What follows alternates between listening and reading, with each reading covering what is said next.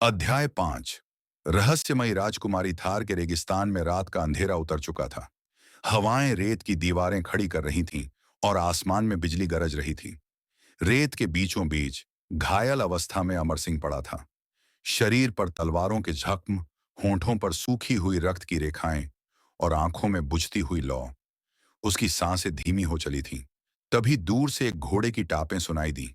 एक सफेद घोड़ा, और उस पर बैठी थी एक रहस्यमयी स्त्री। सफेद चांदी जैसे वस्त्र, चंद्रबिंदी माथे पर और आंखों में ऐसा सूनापन जो बहुत कुछ कहता था। वह उतरी, अमर सिंह के पास झुकी और धीमे से बोली, तुम्हारी सांसें अब भी बाकी हैं। चलो, मौत को आज टाल देते हैं। उसने अमर सिंह को अपने साथ ले लिया, एक छुपे हुए, उजड़े हुए शाही महल में, जहां सिर्फ हवाओं की चीखें थीं और दीवारों पर बीते युगों की परछाइयां। उसका नाम था मेहरुनिशा, एक गिरे हुए चंद्रवंशी राज्य की आखिरी वारिस। एक ऐसा राज्य जो सत्ता की साजिशों में डूब गया था और जहां से अब सिर्फ राख और स्मृतियां बची थीं। लेकिन मेहरुनिशा बच गई थी, चुप मगर मजबूत, अकेली मगर अब भी एक रानी। दिन बीते, अमर सिंह उसकी देखरेख में ठीक होने लगा। शुरुआत में सिर्फ मरहम और दवाइयां थीं, फिर बातचीत हुई, फिर खामोशियां। उन खामोशियों में धीरे धीरे एक मित्रता पनपी, फिर विश्वास, ऐसा कि अमर सिंह ने पहली बार किसी से अपने भूतकाल की बात की।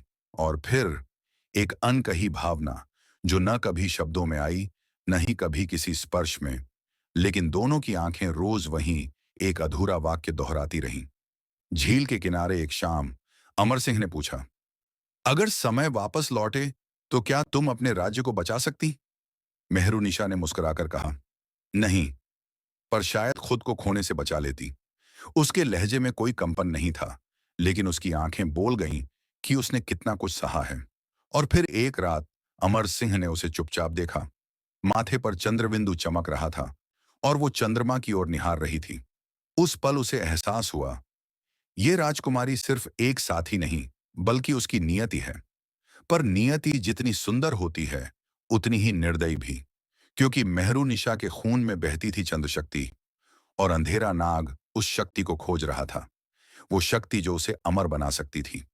उनकी प्रेम कहानी बिना कहे ही रह गई, एक ऐसी किताब जिसकी आखिरी पंक्तियां कभी लिखी ही नहीं गईं। लेकिन फिर भी वो प्रेम था, शुद्ध, सच्चा और चुप। और वहीं से शुरू होती है एक नई जंग, जहां प्यार, बलिदान और भाग्य सब एक ही मोर्चे पर खड़े होंगे। अगर आपको यह कहानी अच्छी लगी है तो आप इस चैनल को लाइक, शेयर और सब्सक्राइब करें